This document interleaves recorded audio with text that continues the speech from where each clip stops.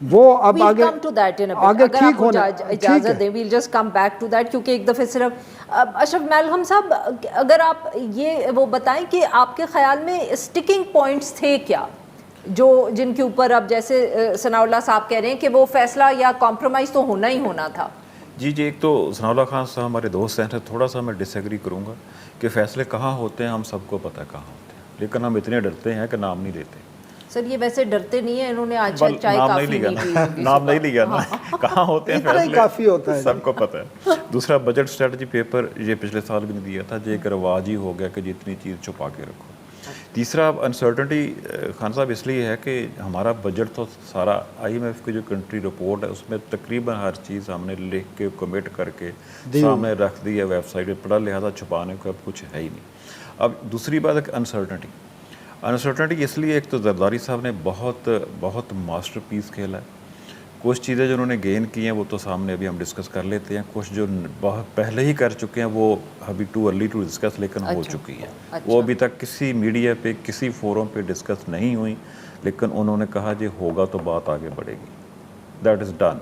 उसमें सारे सनाउल्लाह साहब सारे ही इदारे जिसका हम नाम नहीं लेते वो भी शामिल थे, जो उनके पीछे हैं वो भी शामिल थे, जो उनके साथ हैं वो भी शामिल थे, सब शामिल थे और सब ने दांतों पे उंगलियां रख ली कि ये इन्होंने क्या डिमांड की और हम कैसे पूरा करेंगे, वो हो गया।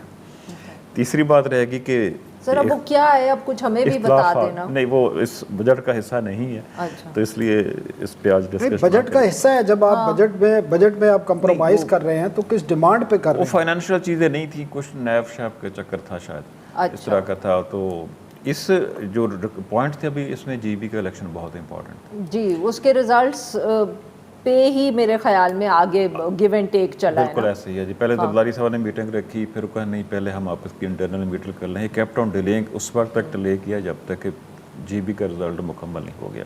जो चाहते थे ले लिया, उनको ख़तरा था कि उनके साथ जो कमिटमेंट हुई थी कि GB पीपल्स पार्टी को मिलेगा और कश्मीर का अगला इलेक्शन नून लीग को मिलेगा, वो शायद वायोलेट हो रहा था। जब नवाज शरीफ साहब गए GB में तो उनको लगा शायद गड़बड़ हो गया चीज़ें, लिहाजा इधर ही हासिल करो जो करना, उन्होंने ले लिया। अब बजट पे था, पीपल्स पार्टी को हमेशा बेस पे बहुत अच्छा खेलते हैं, उनके टीम बहुत तैयारी से आती है, खासकर चीफ मिनिस्टर सिंध जो हैं, उनके फाइनेंस मिनिस्टर भी हैं, he is always very well prepared.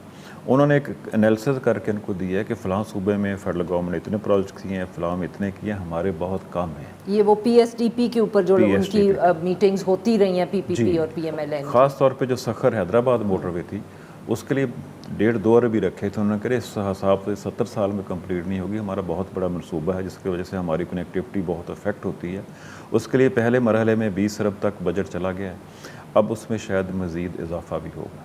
लेकिन इससे बड़ी चीज़ ये थी जो हमारी नाकामी, 70 अरब मांगे थे इन्होंने, 70 मांगे थे, अब 20 तक आ गए हैं, मतलब इन बिटवीन कहीं सेटल हो जाएंगे। अच्छा। दूसरा जो बड़ी चीज़ थी सब थे, जो हमारी जो फेडरल गवर्नमेंट की, सनाउल्लाह साहब कहते हैं नाकामी है, मैं कहता हूँ बहुत ही नाकामी है।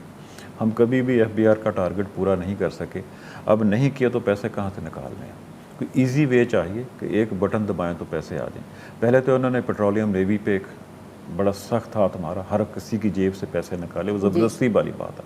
अभी भी हम हाईएस्ट टैक्स पे कर रहे हैं पेट्रोलियम प्रोडक्ट्स, पूरे खित्ते में सबसे महंगा, कहीं कोई जवाब नहीं है। वो सिर्फ FBR की नाकामी छुपाने के लिए उधर से पैसे निकाले जा रहे हैं, क्योंकि जब IMF एतराज़ करता है कि आपका टारगेट पूरा नहीं होगा तो आपको क्या जी रेवेन्यू तो आ रहे हैं ना, टैक्स रेवेन्यू हो, नॉन टैक्स रेवेन्यू हो, ये देखो आ गया, दे आर सेटिस्फाइड, फिर भी वो पूरा नहीं हुआ।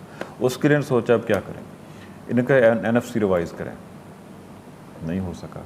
बल्कि जब मीटिंग शुरू हुई मैंने दोनों साइड से डिस्कस किया, पूछा, मैंने कहा जी कोई एजेंडे पे है कि कॉन्स्टिट्यूशनल अमेंडमेंट की बात हो रही थी बजट से पहले आ जाए, या कोई बिसप जो एक प्रोग्राम है बेनजीर उसको सूबों से उसकी फंडिंग लेने की, या डेट रिटायरमेंट पे हमारे 800 अरब के करीब रुपए जाने उसमें कोई सूबों से हिस्सा मांगने की बात हो रही थी, डिफेंस में हिस्सा मांगने की बात हो रही थी। उन्होंने कहा none of them is on agenda. बिल्कुल ये चीज़ें डिस्कस ही नहीं, ना हम करेंगे। फिर नाकामी आ गई, NFC चेंज नहीं हो सकता, पैसे कैसे आएंगे और कहाँ से आएंगे? उस पर उन्होंने कहा जी, कभी कहें कस्टम्स ड्यूटी ले लेते हैं सारी हमें दे दो, कभी कहें फेडरल एक्साइज ड्यूटी और कस्टम्स ड्यूटी दोनों दे दो। उन्होंने 1700 अरब रुपए का फिगर एक सूबों से मांगा, कितने पैसे आउट ऑफ NFC हमें दे दें, हम एट सोर्स ही डिडक्ट करेंगे, ये नहीं कि आपको दें वापस करेंगे, इधर ही डिडक्ट कर लेंगे। इससे सूबों ने एग्री नहीं किया, ख़ासतौर पर सिंध ने बहुत रजिस्ट किया, पंजाब ने भी किसी हद तक रजिस्ट किया, लेकिन इतना नहीं, सिंध ने तो टोटली रिफ्यूज़ कर दिया। ठीक है। पंजाब ने शायद 530 अरब पे कोई एग्रीमेंट कर भी लिया। अच्छा। उस पर डिस्कशन हो रही थी, अब भी शायद हो रही है, कितने पैसे at source federal government deduct कर सकती है। So that decision is still to be made. Minimum 1200 अरब चाहिए। 1700 डिमांड किया हुआ है, 1200 एक्चुअली ज़रूरत है। कितने पे सेटल होते हैं इस पर राना सनौला साहब मुख्तलिफ प्रोग्रामों में कह चुके हैं, कहीं इन वेयर बिटवीन 1500 1300 इस पे सेटल हो बट ये जाएगा। अभी आई गेट योर पॉइंट कि ये अभी फैसला होना है, अगर हुआ PPP होता और तो PMLN। फौरन ये इसको अच्छा, अनाउंस ठीक कर है। देते, वो अनाउंसमेंट नहीं है। नहीं आई।